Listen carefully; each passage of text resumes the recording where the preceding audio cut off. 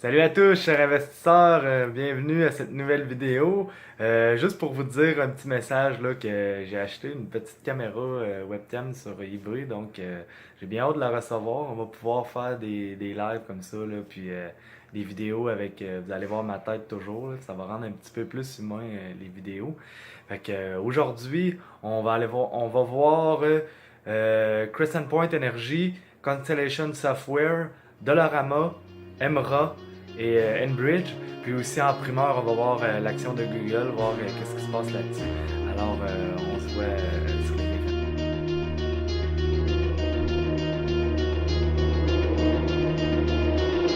écrans. Bonjour, j'espère que vous allez bien.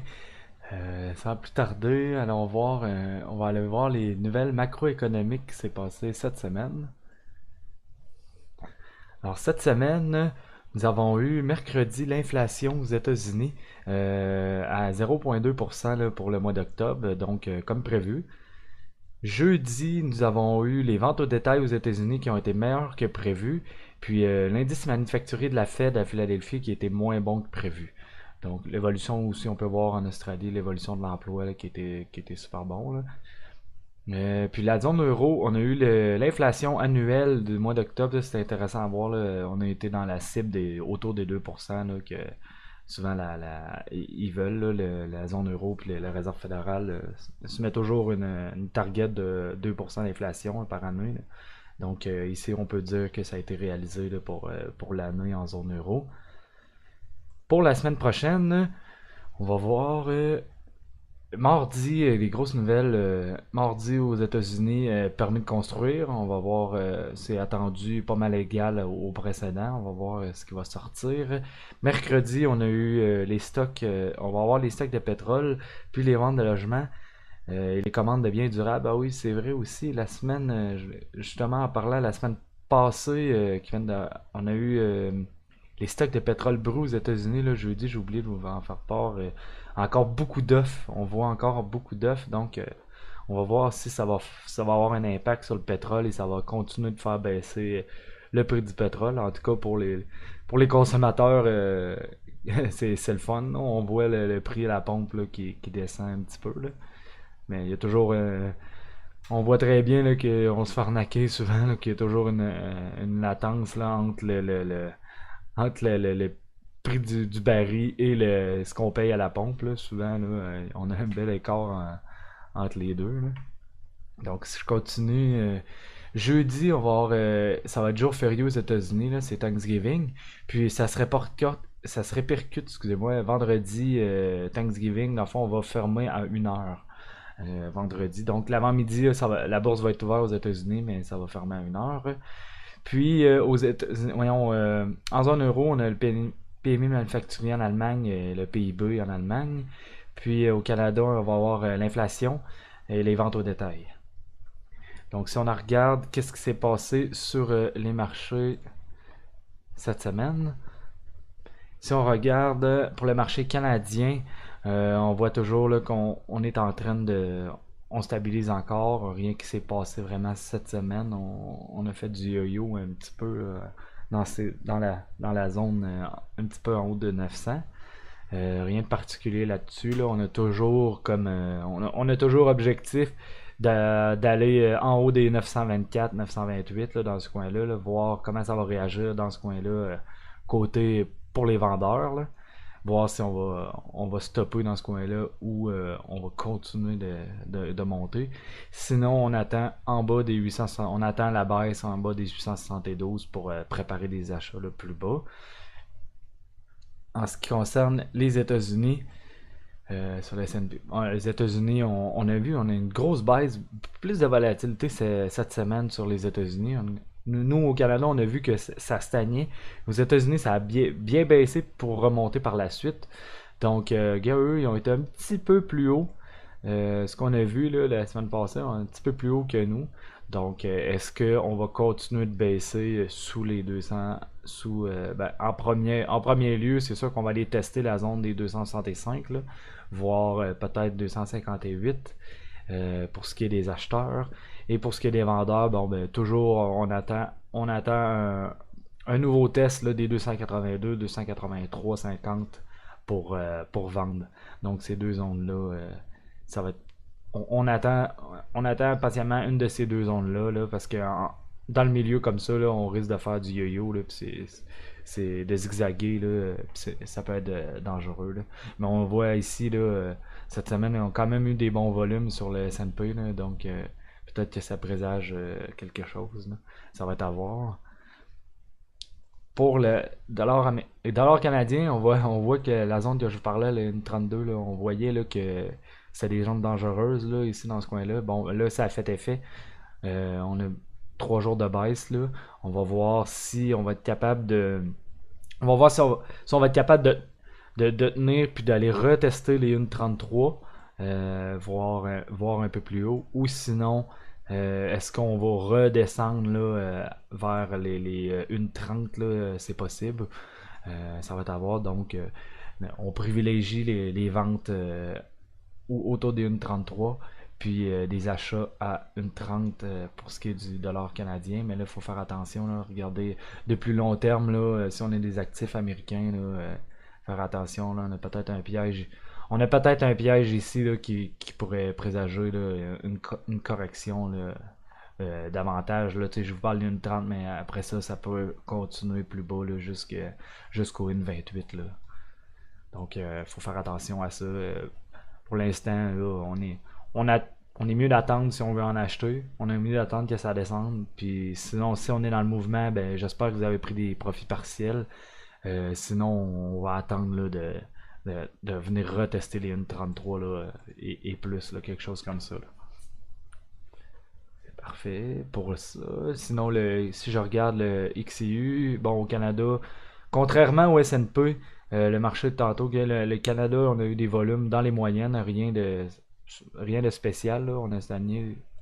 Tandis qu'au S&P, là, ben, c'est ça, on a vu qu'il y avait plus de volume, un petit peu plus d'activité sur le marché américain cette semaine. Donc pour les actions de la semaine, on va regarder le Constellation Software, bon, une très belle compagnie dans les technologies. On a vu une grande, durant les dernières années, une grosse croissance de ce titre-là. Beaucoup de profits pour eux. Ils ont des beaux rapports financiers. En trimestre, on voit là qu'il y a une petite correction. Là, on est en train de faire un deuxième trimestre de correction. Ça va être à voir. Est-ce qu'on va tenir ou on va cracher davantage? Ça va être à voir. On voit ici en mois, on le sait pas. En ce moment, ça corrige, ça peut très bien revenir plus bas, là, les 750, 700 dans ce coin-là. Donc, si vous êtes acheteur, si vous voulez être acheteur là-dessus, vraiment, là, c'était durant le dernier mois, là, cette zone-là, là, c'était vraiment là qu'il fallait se positionner à l'achat. Moi, je trouve qu'en ce moment, il est trop tard pour acheter. Si vous n'avez pas acheté dans cette zone-là, là, ma zone verte, là, mon ovale vert, là, si vous n'avez pas acheté, on attend parce qu'il y a des bonnes probabilités là, que ça continue de descendre encore là, sous les 8,40. Là. Donc, va falloir attendre. Puis, si vous êtes positionné là-dessus au bon moment, regardez comme en piège ici, là, autour des 8,60, 8,60, 8,80. Là. La prochaine zone là, de résistance, là, ça va être les 1020. Là. Donc, on patiente. On patiente cette zone-là là, avant d'envisager des ventes, là, je dirais. Là, pour l'instant, là, on peut très bien revenir jouer avec les 1020 là, sur ce titre-là. Puis c'est ça, donc si on n'est pas déjà en ce moment, dans le titre, on patiente. On va avoir l'occasion d'en racheter là, en bas des 8,40, là, je présume, là, probablement là, dans les mois à venir, années, là, on pourrait très bien envisager là, peut-être qu'il va y avoir un petit rebond temporaire ici dans la zone. Ça serait un scénario qui pourrait arriver. On pourrait revenir faire ici un piège, un test, puis pour ensuite revenir baisser en bas des 8,40 là, comme je vous parle. Donc soyons patients là-dessus. Pour ce qui est de Crescent Point Energy est très intéressant en ce moment. Là. j'ai vu qu'on est présentement dans une belle zone d'achat. On voit, si je me mets en année, là, grosse correction là, du titre, avec des gros volumes là, dans les dernières années. Ça peut, on est peut-être proche là, du plus bas là, avant une bonne correction là, haussière. Donc en ce moment, on a vu qu'on a stagné. On a stagné ici autour des 12$ et les 20$. Après ça, on est revenu galer ici, on vient chercher des stops, on fait paniquer. On est en train de faire paniquer le monde qui se sont placés dans la zone autour des 16$ et les 25 là, peut-être là, ici, là, les 25, 26. Là. Donc ce monde-là là, sont en train de liquider leur action. C'est peut-être le moment là, où est-ce que c'est peut-être une belle zone là, où est-ce que des actions vont beaucoup changer de main là, pour repartir à la hausse par la suite. Là. Donc ça commence à être intéressant pour acheter ce titre-là. Là. Ce qu'on voit ici en mois, regardez, une petite zone de stabilisation ici autour des 9$. On refait. C'est pour ça que je vous dis ça. Là, on a des multiples indications. Là. Ici, on est peut-être en zone piège vendeur, sous ce support-là, là, des 11$. Ici, c'était une zone intéressante pour commencer à envisager des achats. On a vu que c'est ça, là, en mois, regardez, on a stagné, on a stabilisé un petit peu dans cette zone-là. Il y a beaucoup de monde, beaucoup d'acheteurs qui se sont probablement dit, OK, ça va repartir à la hausse là. Puis là, sont en train de se faire peur, là, autrement dit, là, sont peut-être en train de se liquider, là, de prendre leur perte. Donc là, on a eu un piège de même ici, un signal là. Là, on en a un deuxième. On est dans un deuxième signal en ce moment, parce qu'ici, on a un autre support de plus court terme, là, je pourrais dire. Là. Ici qui s'est formé, on est dessous les supports. Donc si on regarde, mais regardez, en termes de mois, là, on est en ligne droite. Là. Ça pourrait très bien continuer de descendre, donc il faut vraiment patienter. Là. Ici, regardez en semaine, petite stabilisation en semaine. Après ça, on continue de descendre. Fait que là, il y a gros volume là, en semaine là, en ce moment. Là. Donc ici, on pourrait envisager des achats, mais attendez, au moins, je vous dirais, là, attendez une couple de semaines que ça stabilise. Là, en ce moment, là, il n'y a rien qui. Il n'y a rien qui nous indique que la baisse est terminée. Là. On voit des gros volumes, il y a beaucoup de signes encourageants, mais il faudrait attendre, là, personnellement, j'attendrais là, une couple de semaines là, qu'on stabilise un petit peu, qu'on nous dessine un autre, un autre support, là, que le titre stabilise un petit peu. Pour ensuite, là, j'envisagerais des achats. Je cherche ma ligne. Bon, ok. J'envisagerais des achats. Là, si on stabilise autour des 5$, là, comme un chiffre rond là, psychologique, là, j'envisagerais des achats sous ce support-là. Quelque chose comme la zone. Vous pouvez. Je vais me mettre en jour là, aussi. Là. On pourrait envisager des achats autour de la zone ici, là, des 4,50$, 4,25$. Là, ça va dépendre de où est-ce que la première étape, là, on attend en une couple de semaines voir si le titre stabilise ou qu'il continue de descendre. Puis s'il stabilise, moi je trouve là, que dessous ces supports-là, dessous la stabilisation, là, un achat là, pourrait se faire. Gardez en tête que prévoyez-vous des réserves pour en racheter si le titre continue de cracher, là, parce que là, on est à l'extrême. Là. En termes de mois, là, on a bien baissé, gros volume. Il y a des grosses chances qu'on revienne jouer avec les 9$ là, dans les prochains mois. Là. Donc, c'est pour ça que gardez-vous des réserves pareilles. Là, si vous faites des achats dans ce coin-là, gardez-vous des réserves, voir si le titre continue de descendre encore pour en racheter plus bas puis améliorer votre prix d'achat. Là. Mais là, c'est ça, rendu là, vous augmentez considérablement vos probabilités là, parce que le titre, là, éventuellement, là, a des grosses chances de revenir aller tester là, les 9$ là, dans les prochains mois, là, peut-être la prochaine année. Là, quoi. Ça va être à voir là-dessus. Dollarama, en ce moment, pas grand-chose à vous dire, honnêtement. Là, En termes de mois, en termes d'année, excusez-moi, en termes d'année, bonne progression. On est première année de correction là, depuis 2009. Donc, va falloir attendre à quel point, si je me mets en trimestre, ici, il va falloir attendre de voir là, si on pourrait très bien casser les 35$ puis continuer dans les 30$ là, en 30$, 28$ là, même plus bas. Là. Il n'y a rien qui nous empêche. Il n'y a rien qui va empêcher les investisseurs de vendre là, c'est- si le marché reprend pas. Là. Ici, on voit clairement en termes de mois, là, regardez, là, si on voit la moyenne mobile, on est très bien. On est dans une tendance baissière là, pour l'instant. Là. Donc, il n'y a rien qui nous. On a un petit premier mois de novembre qui semble vouloir stabiliser un petit peu le titre. Là. Mais prochain mois, là, il y a rien qui il pourrait très bien continuer de descendre encore. Là. Fait que, faut, avant d'acheter ce titre-là, moi, j'attendrais là, au moins là, une stabilisation, un mois ou deux, là, quelque chose comme ça. Là, j'attendrais au moins un autre mois là, pour pouvoir acheter en dessous, là, quelque chose comme autour des 30$ pour du long terme s'il fait ça. Mais regardez, en termes de semaines, là, vous voyez très bien, là, on n'a aucune indication. Là, c'est baissier, c'est baissier, c'est baissier, des bons volumes. Il n'y a rien y a rien pour l'instant là, qui nous indique que le titre a des bonnes chances de reprendre. C'est sûr qu'on peut revenir jouer là, avec les 39. Là, on est autour de la moyenne mobile 200. Là, donc on pourrait venir jouer autour de cette moyenne-là. Là. Mais pour du long terme, là, je patienterai là-dessus.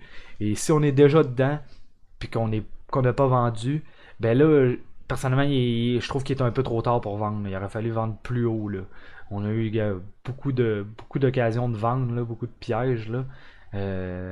Ici, là, dans les dernières années, on a eu là, durant la croissance, là, qui était une grosse hausse à l'extrême. Là.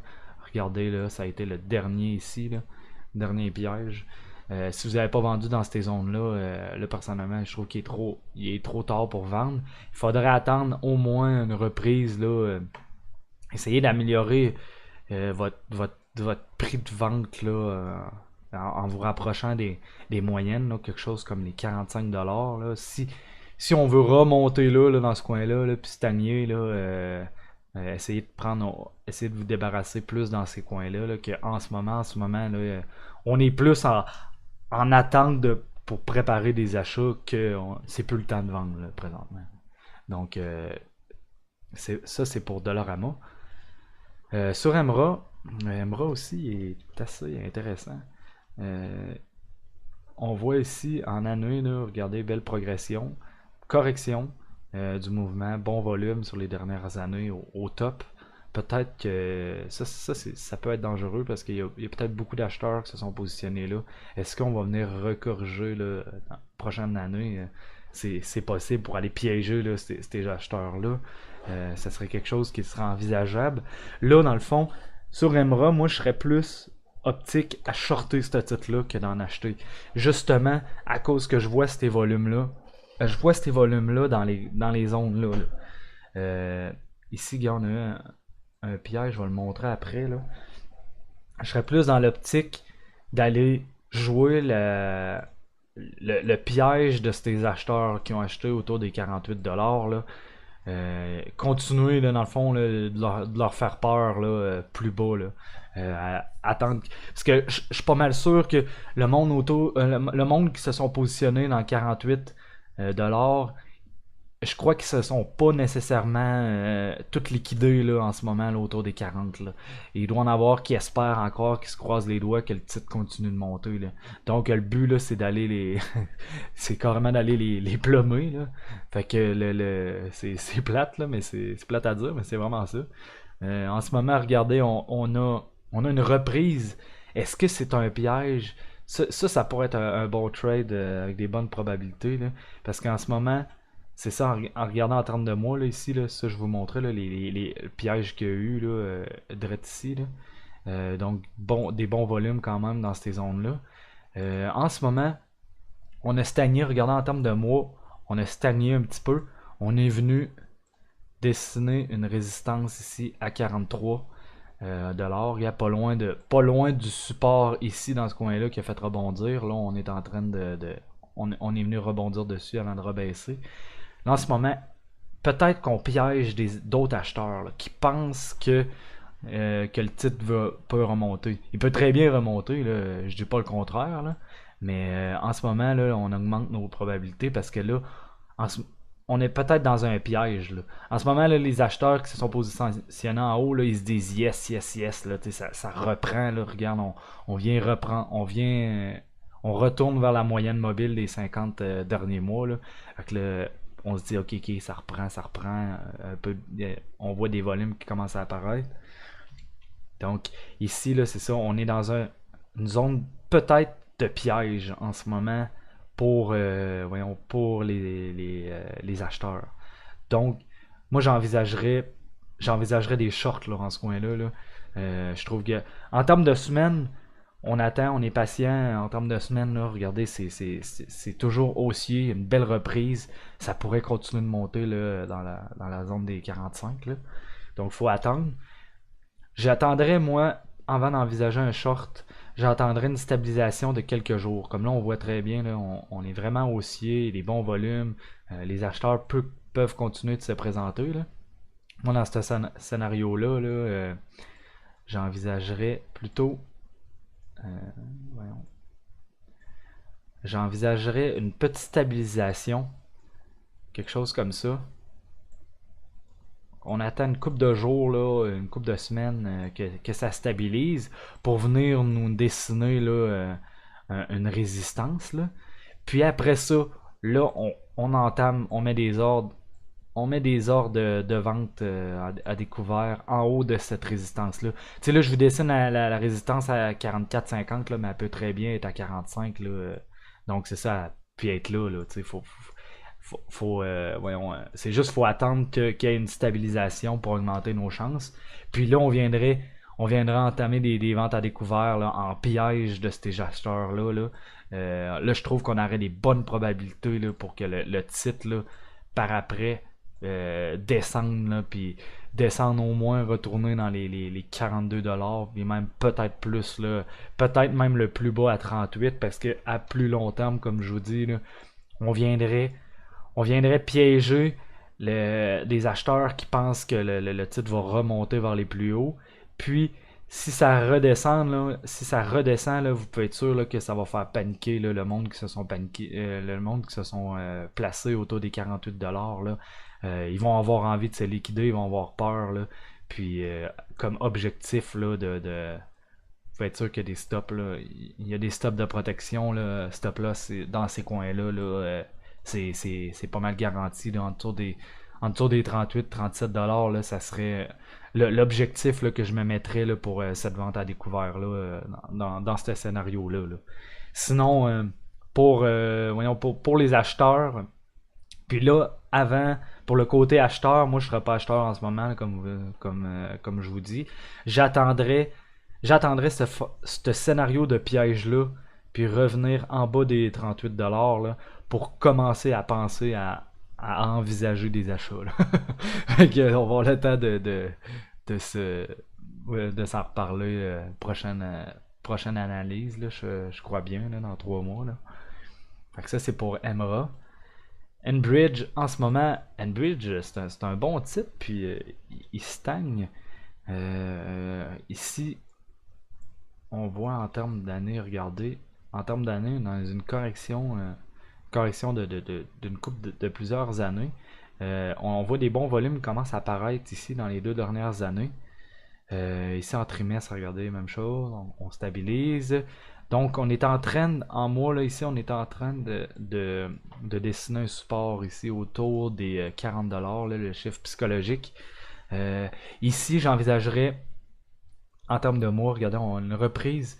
Si on redescend là, dans la zone des 36$, 32$, là, ici 36-32$, là, je trouve que ça commencerait vraiment une belle zone là, pour envisager des achats là, pour une reprise sur ce titre-là. Donc, même chose, si ça descend en flèche attendons, là, tu sais, on va avoir le temps, là. Attendons, avant, là, premièrement, on attend les 36$ avant de penser, on se prépare à l'achat à partir des 36$, là, ici sur le support.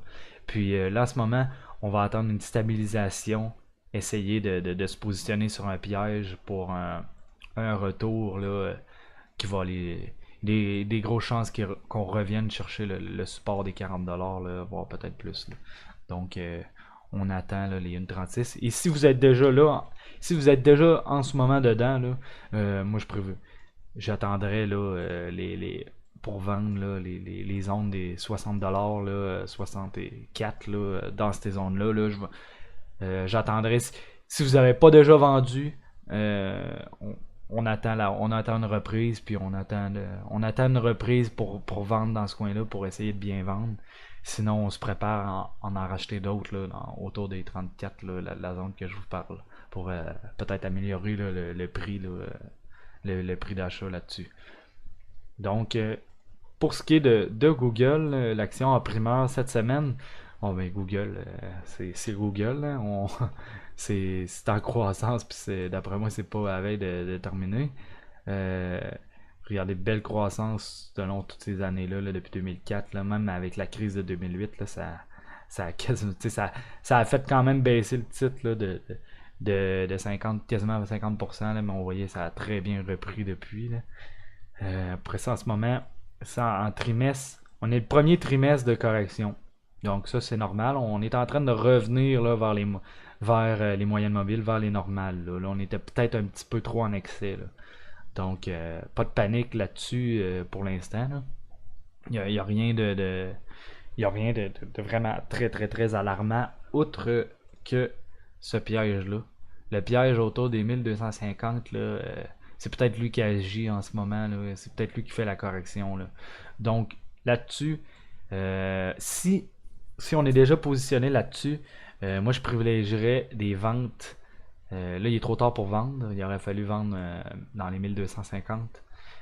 Si j'attendrais la zone des. J'attendrais une reprise, puis essayer dans le fond, d'avoir un bon prix là, autour des 1350, 1400, là, en haut de ça, là, rendu là, pour prendre des profits partiels dans ce coin-là, là, ça serait quelque chose de plus intelligent que vendre en ce moment. Là.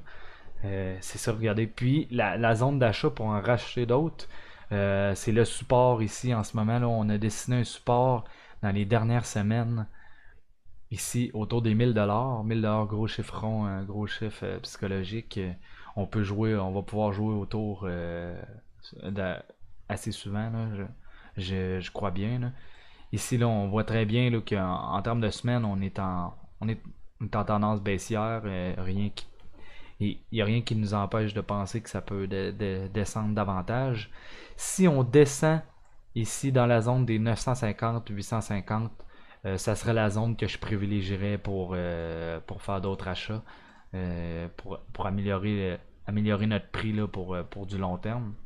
Puis encore là, si, lorsqu'on arrive dans les 950, on attend, parce que tu sais, on peut cracher, là, je me mets à long terme, là, on peut très bien cracher vers le 800 là, aussi, là. Fait que là, gardez ça, si vous voyez mes moyennes de long terme, là, c'est ça, faut garder ça en tête, là, que ça peut aller plus loin qu'on pense. Mais là, c'est ça, autour des 950, si on stabilise en termes de semaines, là, on va être sous les supports des 1000, on attend une stabilisation, puis un piège, on essaie de ramasser un piège vendeur, là, dans, quelque chose comme ça. Ça, c'est mon style à moi aussi, là, chacun a son style. Moi, je suis plus le style d'être contrarien, puis que d'anticiper des. Je joue beaucoup, moi, sur des pièges, puis des anticipations. J'ai toujours une stratégie de gestion de risque aussi en considération de tout ça, là. Mais je trouve on augmente vraiment nos probabilités comme ça, là, en jouant sur des pièges puis sur des exagérations comme ça. Mais regardez quelque chose comme ça, là. Si vous voyez que le titre, là, je suis peut-être pas très bien dessiné, là, mais si vous voyez le titre qui commence à venir dans la zone, là, regardez ici, on a eu un autre support autour des 920 peut-être, là, ouais, 920 là.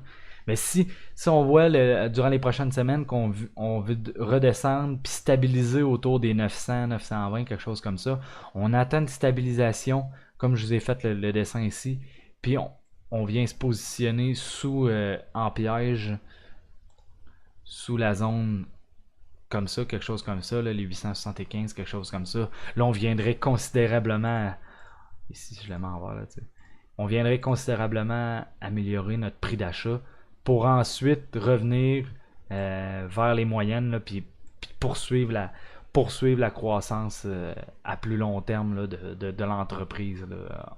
Autrement dit, là, on joue dans le fond au moins un retour sur les 1000 voire plus, là, 1200 là, certains. Là.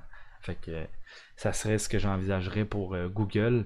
Sinon, là, en ce moment, si on n'a pas vendu, on attend. Euh, je serais pas vendeur à découvert là-dessus. Là. L'entreprise est vraiment trop puissante. Là. Mais c'est vraiment là. Présentement, là, faut juste être patient puis faut attendre de voir ce que le marché va faire.